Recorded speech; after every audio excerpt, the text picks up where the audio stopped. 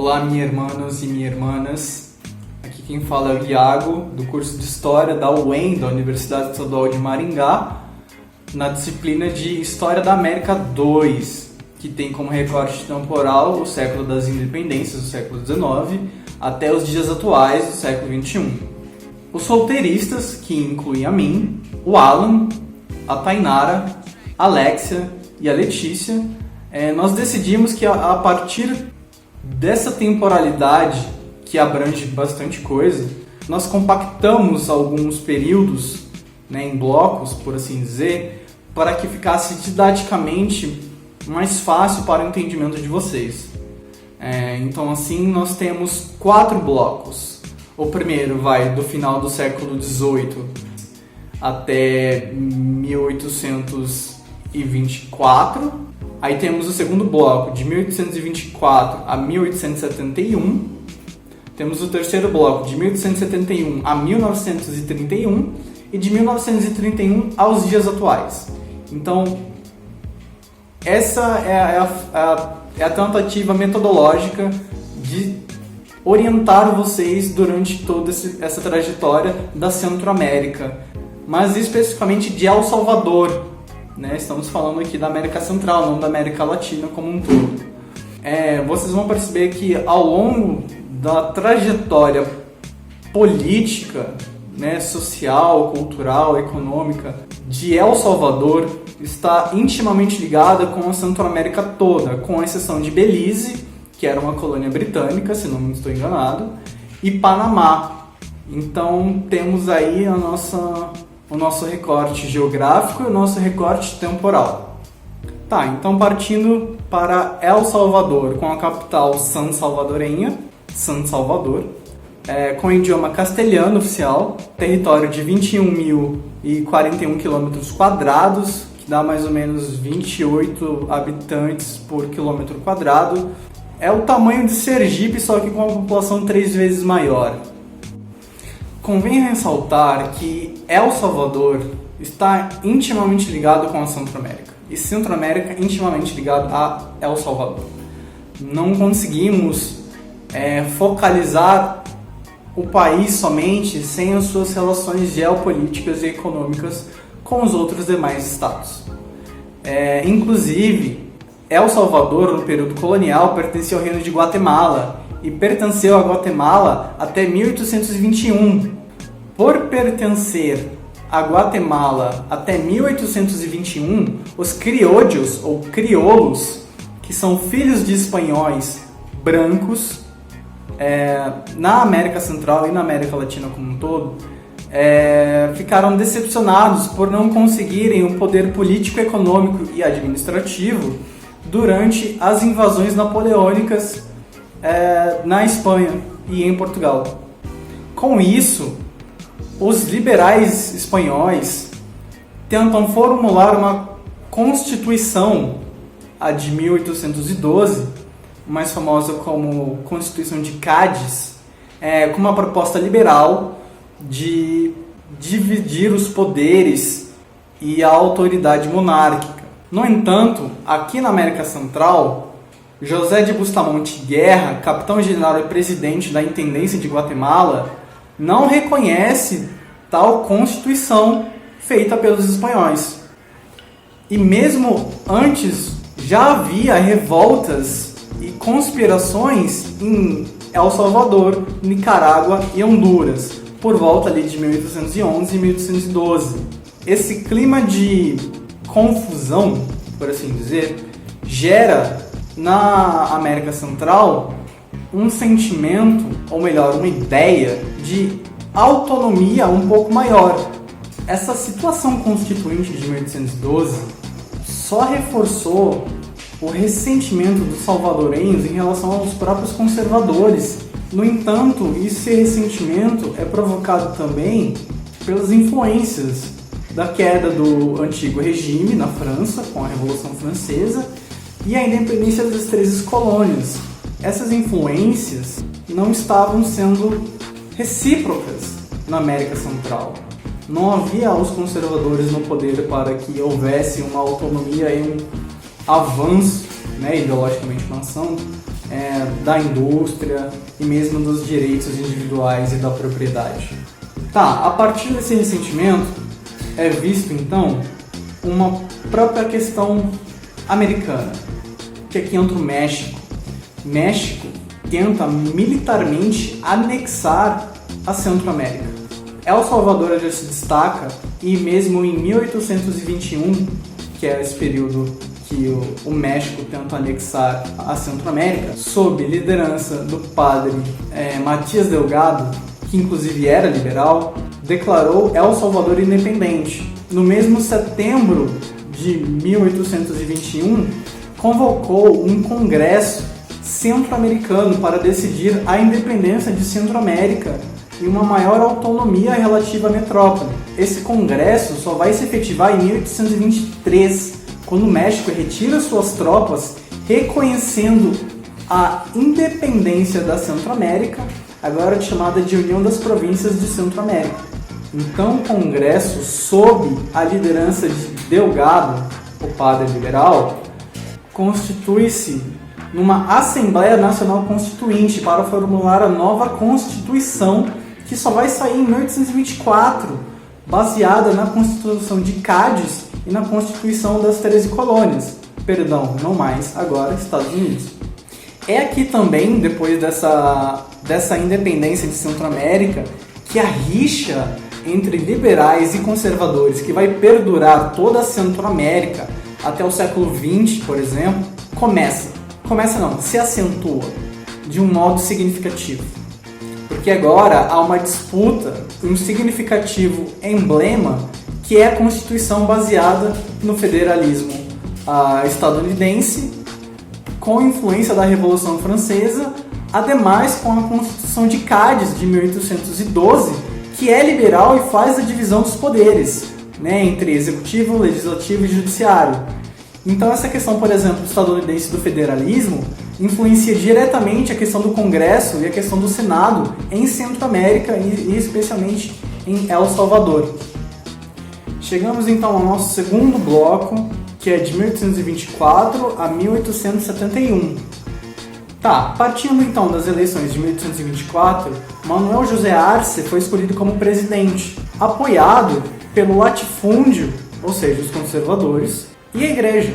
No entanto, os liberais acreditavam que essa república federativa fosse desenvolvida e mais democrática.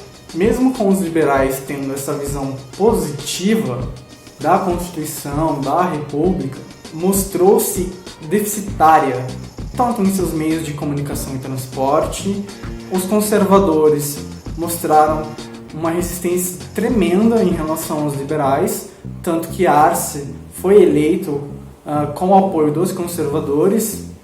E para intensificar a tensão entre liberais e conservadores, Arce tentou dar um golpe de Estado, dissolvendo Senado e Congresso Federal a fim de montar uma linha política unitária, se desvinculando assim do sistema político burocrático liberal. No entanto, Arce, ao tentar este golpe, não encontrou apoio suficiente, ainda assim, em certos liberais e mesmo dos conservadores. Vamos a um tópico econômico. Então, em 1856, com os corantes químicos industriais, perdem lugar no mercado exportador, o que causa dificuldades financeiras para tanto os liberais como os conservadores, o que bota lenha na fogueira nessa rixa. E ademais, Costa Rica, por exemplo, já desde 1845 já havia visto no café uma forma de desenvolvimento econômico e político. Então essas nuances econômicas do contexto político, depois de uma guerra civil, e depois dessa guerra civil um certo aumento da exportação, essa exportação, contudo, a partir de 1856 começou a decair um pouco, chegando o café a se espalhar por toda a Centro-América e chegando a 50% das exportações desta República Federativa.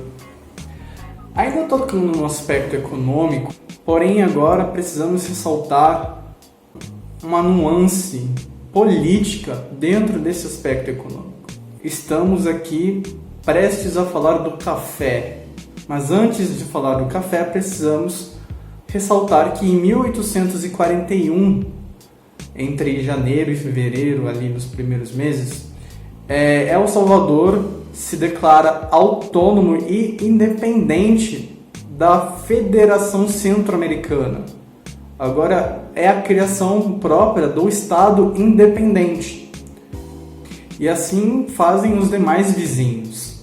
Então é neste momento que a América Central acaba se desvencilhando, né, na configuração político-administrativa, mas ainda assim mantém suas relações de importação e mercado interno.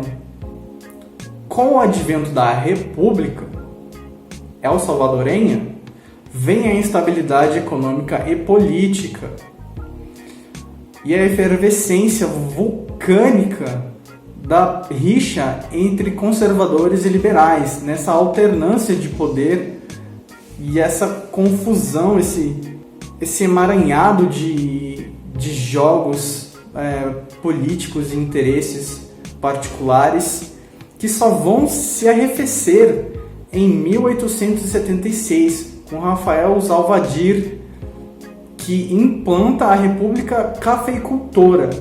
Agora chegamos sim no ponto econômico do café. Essa disputa conservadora e liberal eferve-se na Centro-América como um todo. El Salvador agora é nosso foco, porque agora está realmente independente enquanto Estado autônomo localizado na Centro-América.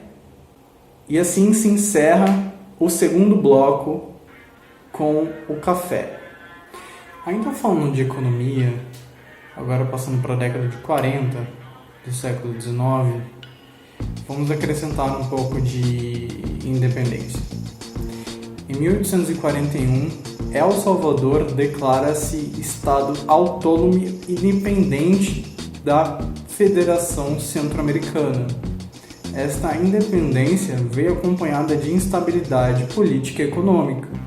E a querela, a rixa entre conservadores e liberais só tem a efervescer e a vulcanizar-se. Tanto que essa instabilidade só vai se resolver em 1876, com Rafael Zalvadir em 1876, que implanta a República Cafeicultora. Lembrando que o café, desde 1845, com a Costa Rica, começou a pulular pela América Central. E o alto consumo, ou seja, o mercado, a demanda por café, cresceu e El Salvador aproveitou essa demanda, esse nicho econômico, diminuindo a exportação de anil e conchinilha. E aqui nessa relação, falando de café e falando de república, que nós adentramos, mesmo que você não tenha se dado conta, do nosso terceiro bloco, que vai de 1871 a 1930. Mas quando falamos de café, precisamos nos relacionar com a terra, com o plantio dela, a parte prática.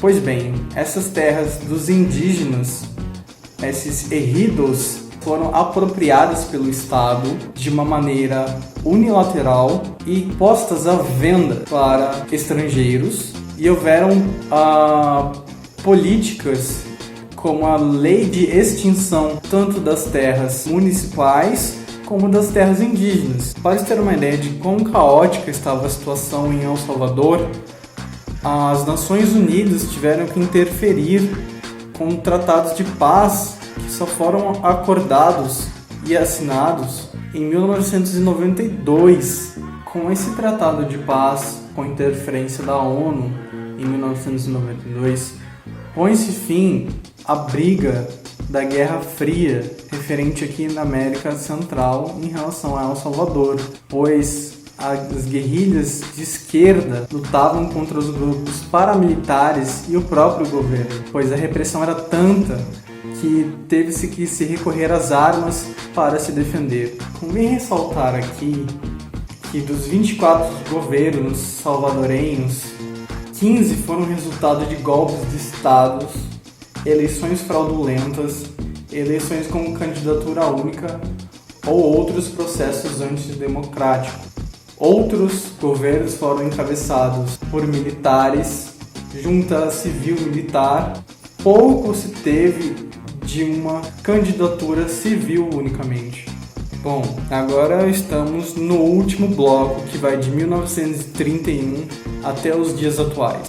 Apesar de falarmos dos indígenas, dos campesinos como um todo, seja ladino ou não, convém ressaltar que no século XX, um pouco antes do golpe militar, os trabalhadores começaram a se reorganizar, por exemplo, na Federação Regional dos Trabalhadores, fundada em 1925. Entre as demandas regionais estavam as tortilhas maiores, mais feijões e café para os trabalhadores agrícolas, pagamento do salário em moeda e jornada de trabalho de 8 horas para os homens e de 6 horas para as mulheres e crianças. A oligarquia cafeicultora manteve-se até meados da década de 20, com a Grande Depressão estadunidense em 1929, há uma queda, se mostra uma fragilidade no sistema econômico agroexportador el-salvadorenho. Em 1930, para conseguir manter sua mão de obra, o governo reduziu ao centralismo e autoritarismo novamente, com a ajuda dos militares e das forças paramilitares. A Leslie chega a comentar e a mesmo quantificar os salários dos trabalhadores, que se reduziram drasticamente. Para toda essa resposta em relação à economia e ao autoritarismo, permita-me novamente ler uma passagem direta do texto de Bethel, que refere-se à Centro-América até o ano de 1930. A resposta mais lógica à crise foi elevar ao máximo o volume de exportações e reduzir os salários da mão de obra que se haviam incrementado ao aumentar a produção. Ou seja, enquanto havia os esforços camponeses em alargar a produção, maximizando-as, o volume sim exportado foi grande, mas a recompensa, o salário em si, foi diminuto. Pessoal, aqui El Salvador, como vocês podem perceber, já está desgastado com essa luta entre liberais e conservadores. Já na década de 30 do século XX, devido às crises internas, o desgaste político entre liberais e conservadores, o Estado não foi capaz de manter-se, sucedendo assim a um golpe militar, pois cabe ressaltar aqui que os militares tomaram as pretensões de renovação da economia e do próprio país como um todo, a partir do momento que nem os liberais nem os conservadores davam um jeito na coisa. Passando agora um pouco para o século XXI, em 2009, nas eleições entre esquerda e direita, o presidente a ser eleito, Maurício Funes, de esquerda, teria que assumir o país mais violento do mundo, com a taxa de assassinato de 67,8 para cada 100 mil habitantes. O primeiro governo de esquerda não atingiu a estabilidade social e os níveis de criminalidade continuaram a ser alarmantes. Mesmo sendo uma novidade histórica, no sentido democrático da coisa, não houve apoio em favor dos grupos mais extremos. Para incrementar a leitura do século XXI salvadorenho, vamos deixar ao final do vídeo sugestões de jornais e de matérias que corroboram para um entendimento maior e significativo do contexto histórico e do contexto político. Com isso, nos despedimos de vocês. Hasta luego, mi hermanos y hermanas.